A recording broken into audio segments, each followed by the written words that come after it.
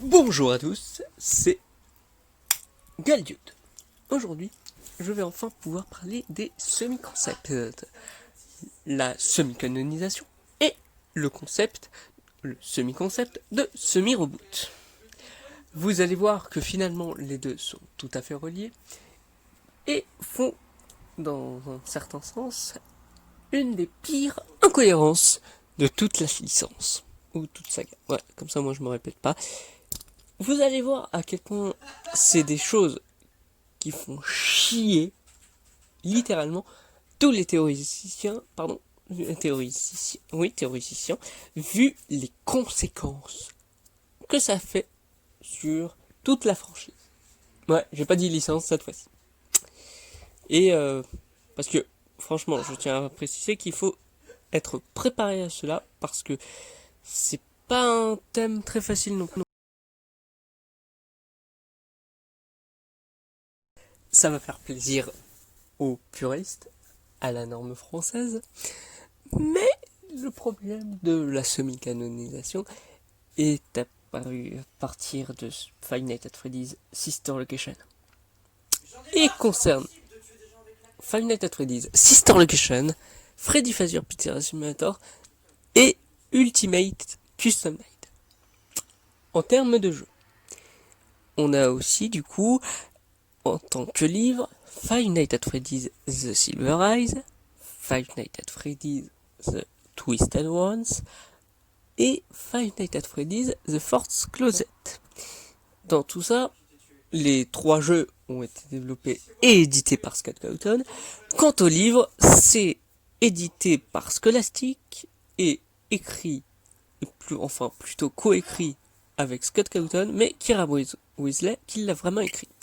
Et du coup, c'est un mélange des deux. En fait, la semi-canonisation est un concept qui permet de relier deux médias. Mais pas exactement de Five Nights at Freddy's Sister Location as The Silver Eyes, Freddy Fazbear Pizzeria Simulator as The Twisted Ones et l'Ultimate Custom Night as The First Closet. Non, même si ça se rapproche pas mal quand même.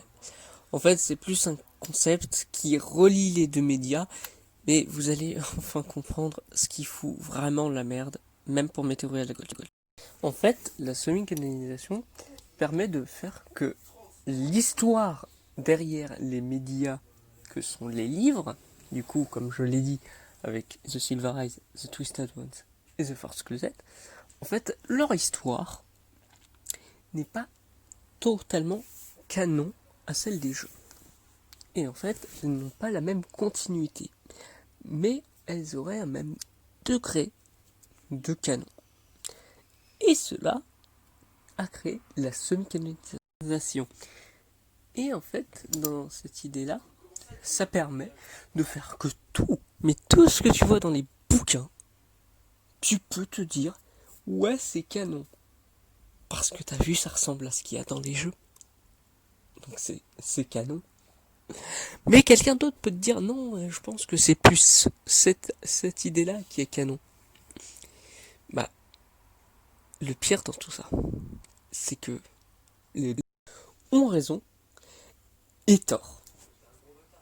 Oui, comme dit, c'est un des plus gros paradoxes. J'ai prévenu. En fait, pourquoi les deux ont raison et tort, c'est que Scott, acceptant la semi-canonisation, ayant dit que MatPat a raison quand il en fait, ça permet déjà de faire que tout le monde achète ces putains de bouquins. Je me suis un peu fait avoir puisque ce n'est pas moi qui les paye, mais je les ai. D'où les 3 versions de The Silver Eyes. Mais en fait, le truc, c'est que quand il accepte ces idées-là, c'est que on n'a pas d'idée claire. C'est que ça n'a pas la même continuité, c'est dans un univers alternatif, mais qui sert uniquement pour remplir les trous de l'univers des jeux. Par conséquent, le canon est incompréhensible. Et tu peux utiliser cet univers alternatif uniquement pour résoudre les trous de l'univers des jeux, l'univers principal. Donc cet univers alternatif ne sert rien. C'est pas une nouvelle histoire. Enfin si, mais on l'utilise pas comme tel. Et même Scott, on a parlé de cette idée-là en fait. Oh non, les trompettes de la mort. Ah non, c'est bon. Je pensais que ça allait reprendre. Ah, parce que putain, être dans le... Quand j'étais là dans... Je sais plus comment c'était. Le bunker 7 et l'autre c'était lequel? Je sais pas, je crois que j'avais été déplacé sur un autre bunker parce qu'il y avait une emmerde par le superviseur. Bref, dans tous les cas, là, Scott a parlé de ça et je vais vous les montrer et les traduire.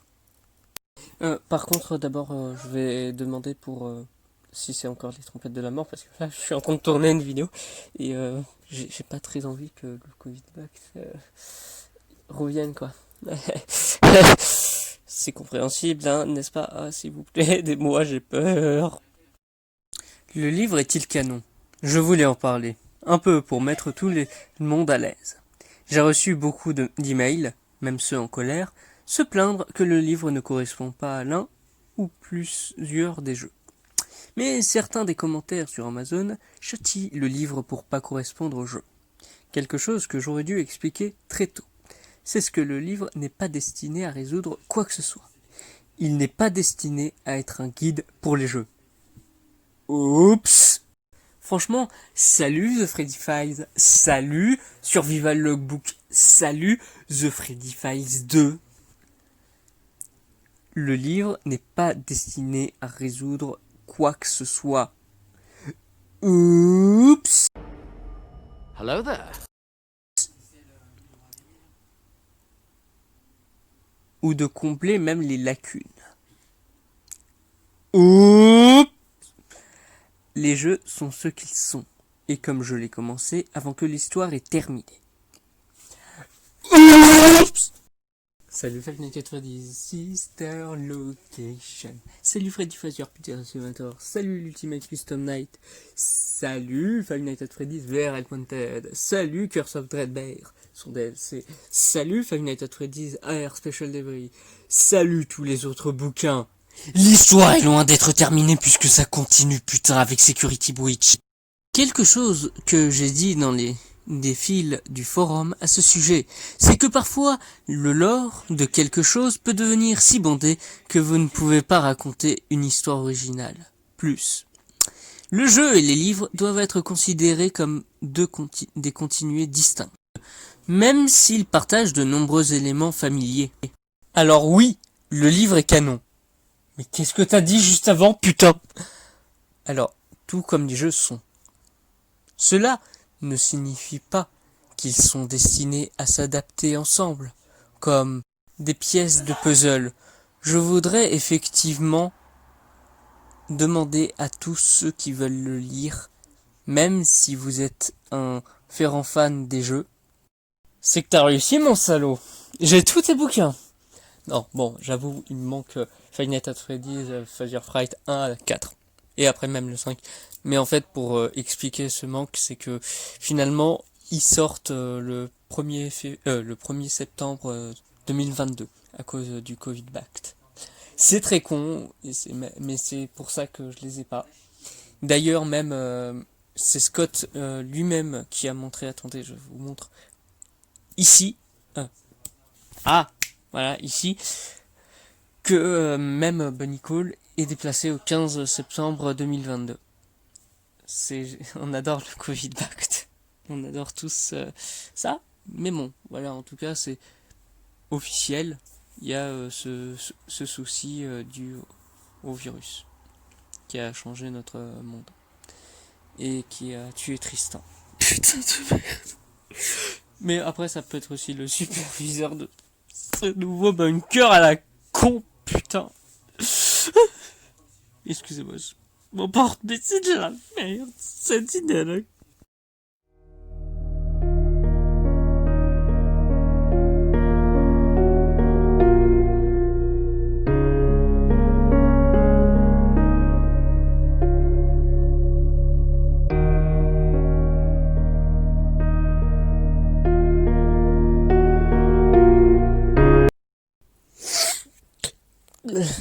Enfin bref.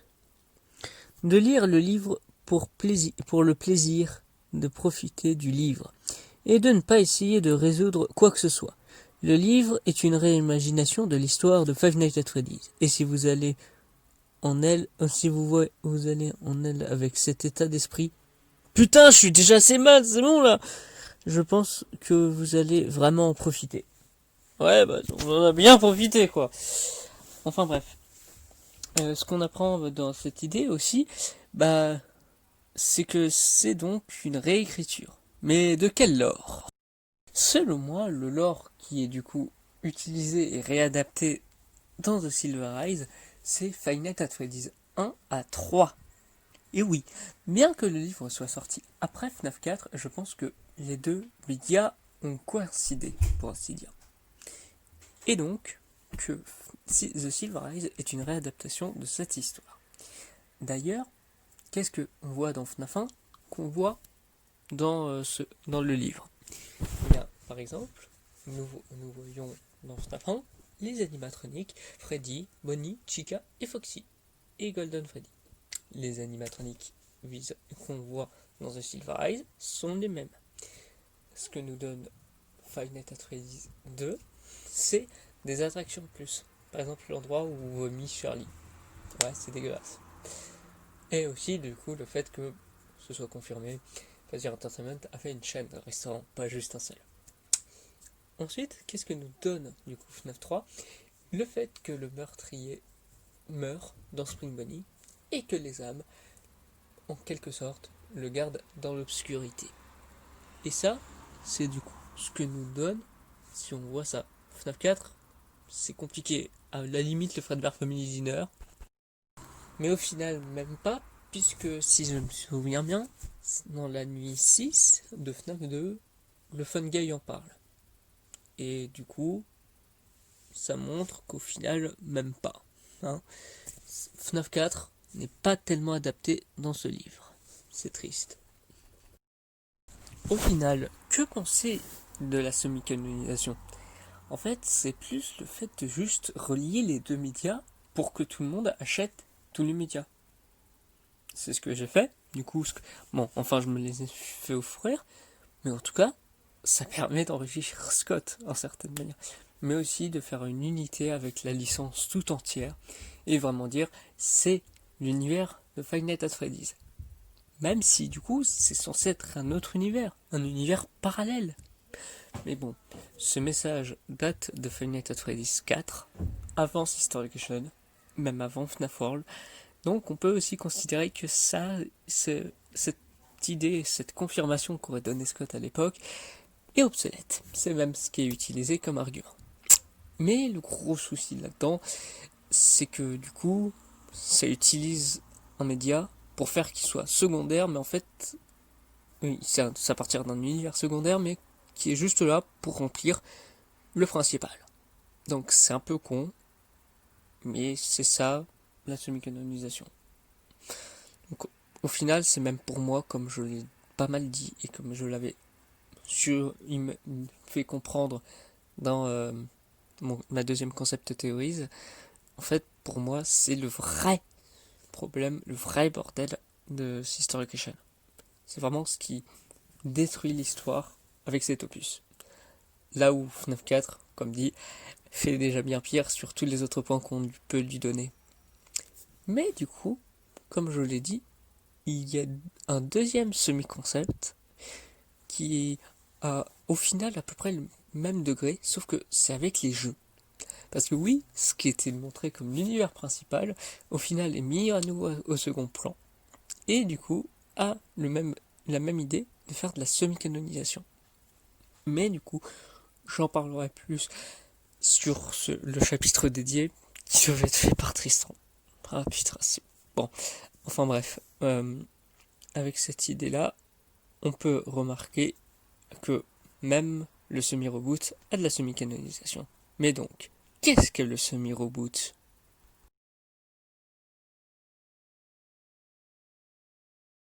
Bon, et bien on va enfin parler d'un truc actuel.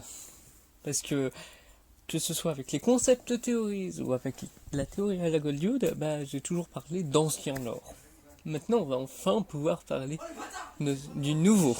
Et ça, c'est une bonne nouvelle. Parce que enfin, je serai en d'actualité jusqu'à ce que ce soit Redcon.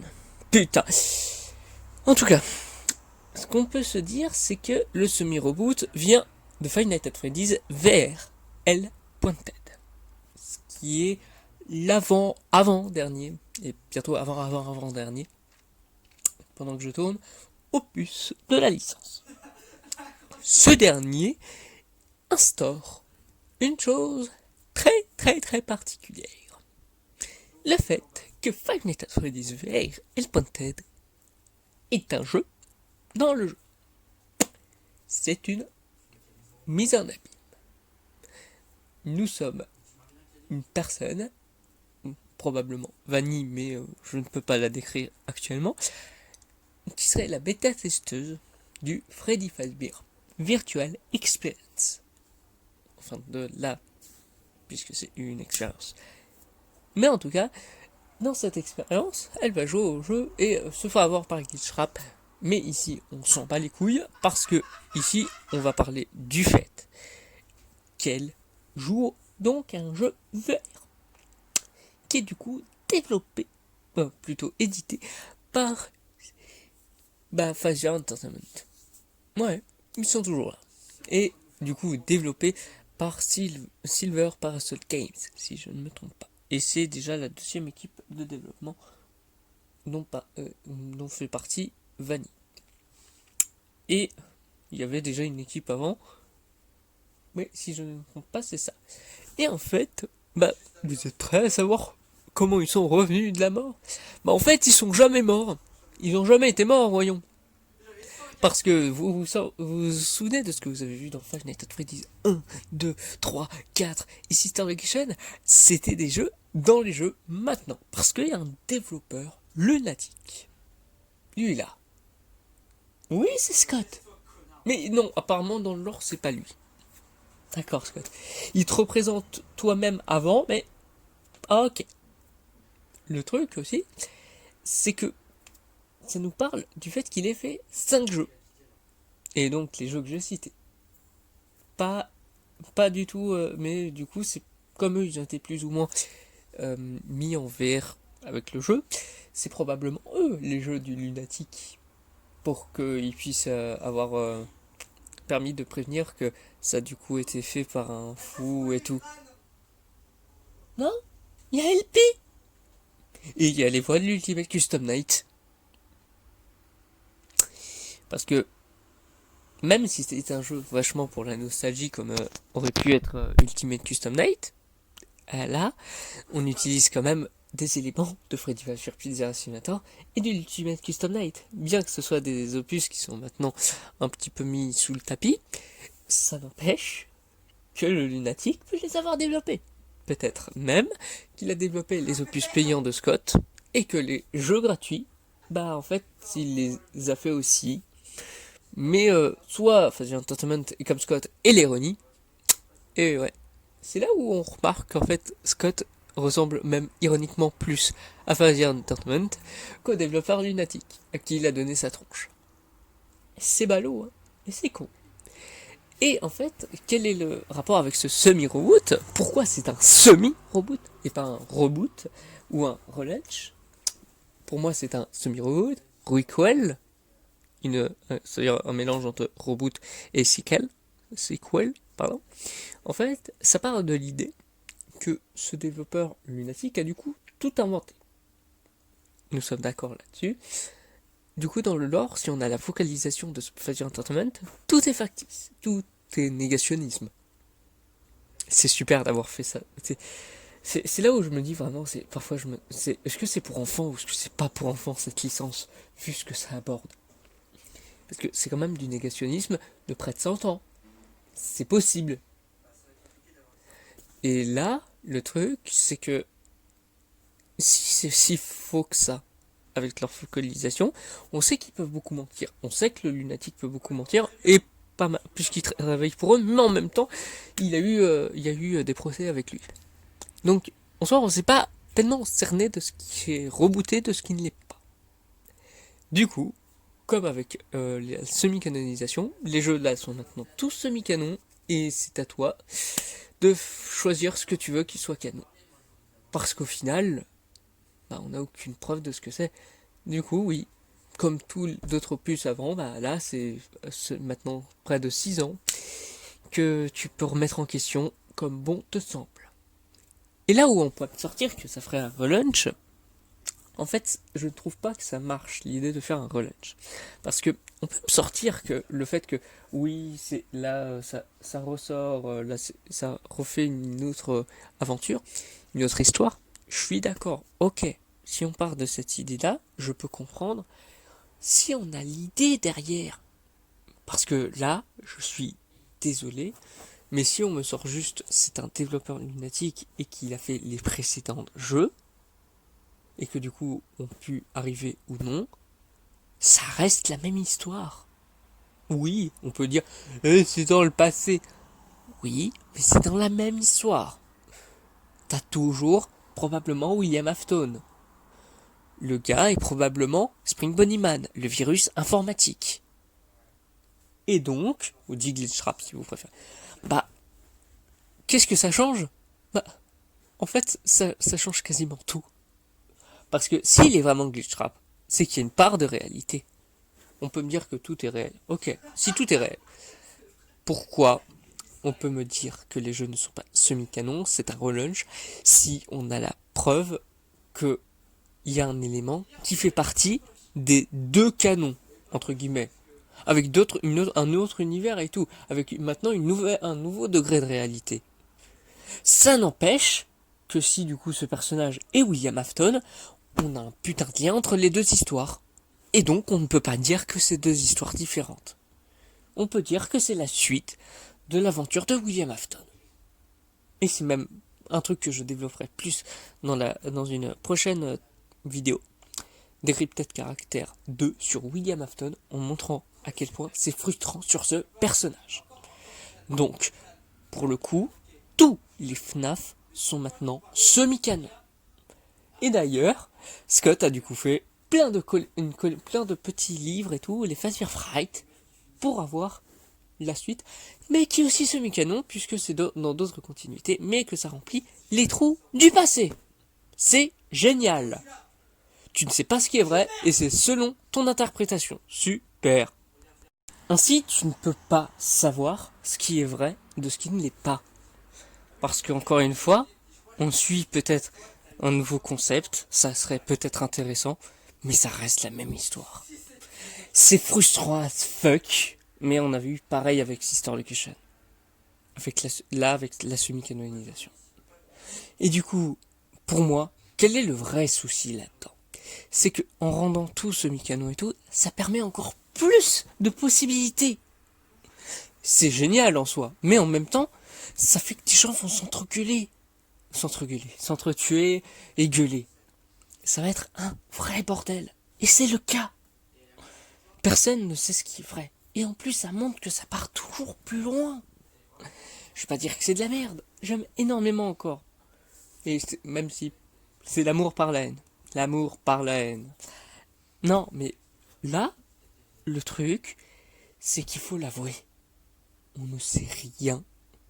Que Scott puisse faire des confirmations ou non.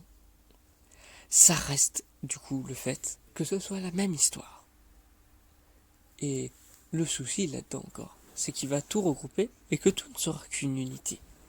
Oui, c'est bien beau de se dire que c'est l'histoire de Five Nights at Freddy's. L'histoire, il n'y en a qu'une seule. Oui, mais il faut la changer un jour. Il change même ce qu'il fait. Mais il y a une certaine auto-limitation sur le coup. Ce qui est assez ironique, dont je parlerai aussi probablement dans une autre vidéo. Mais là, le truc qui m'inquiète vraiment, c'est le fait que si on veut rendre ça tant flou, pourquoi il le fait comme ça?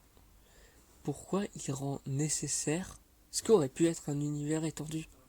Et ne me dites pas qu'il faut qu'il fasse à la Star Wars. Hein.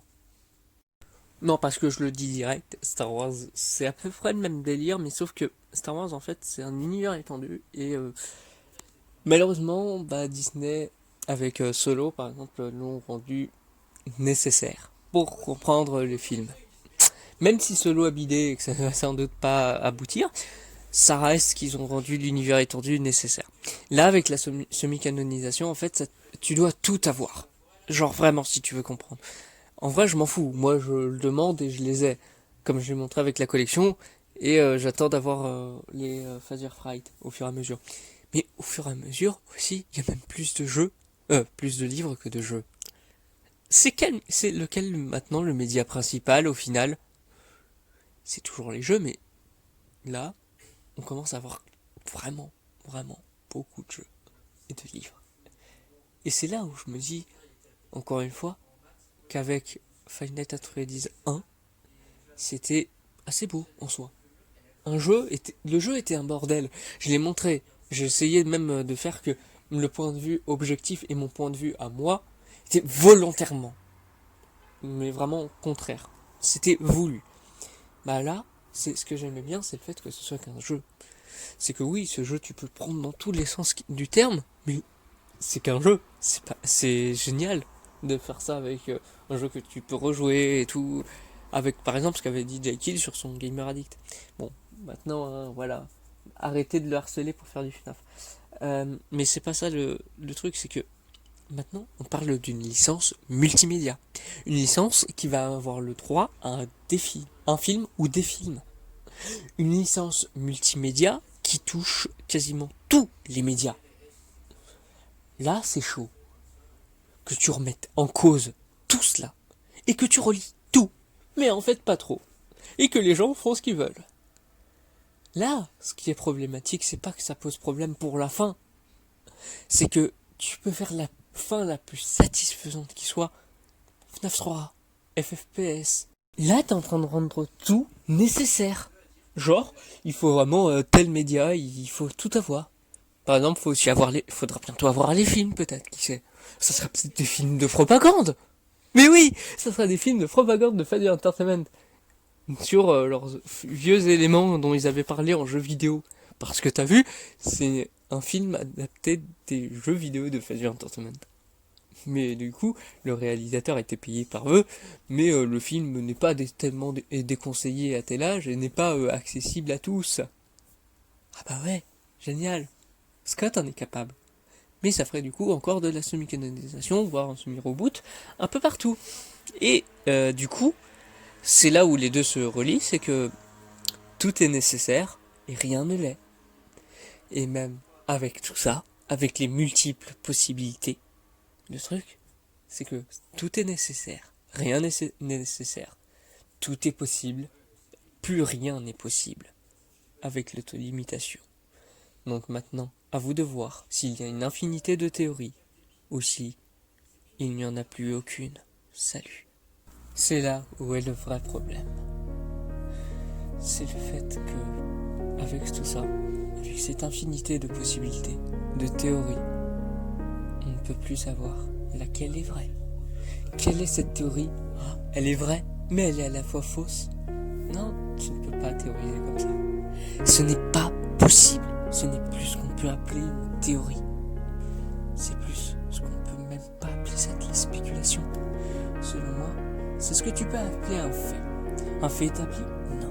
Il y aura un redcon. Mais là, le truc, c'est que tu ne peux plus être sûr de rien. Vu toutes ces possibilités, tu peux avoir raison et tort. C'est ainsi que je peux jouer avec les mots. C'est ainsi que j'aurai toujours raison. Que vous pourriez toujours avoir tort, comme dirait Durandal. Mais à la fois, j'aurai toujours tort, vous aurez toujours raison. Et donc, mes vidéos ne servent plus. Et non, oui, je sais qu'il y a les Fazer Fright. Mais les Fazer Fright sont semi-canon, parce que c'est pas la même continuité. On peut le lire avec des trucs qui peuvent être placés avec les livres, et du coup, c'est pas la même continuité. Si on veut les placer dans les jeux, mettez ça aussi encore dans des jeux qui ont été semi-canonisés, n'est-ce pas? Ou du coup semi-rebootés. Leur impact est toute détruite. Même cette musique qui m'avait fait chialer la première fois ne sert plus. C'est une musique in-game, dans le lore lui-même. Vous pouvez avoir votre headcanon, mais il ne sera jamais vrai.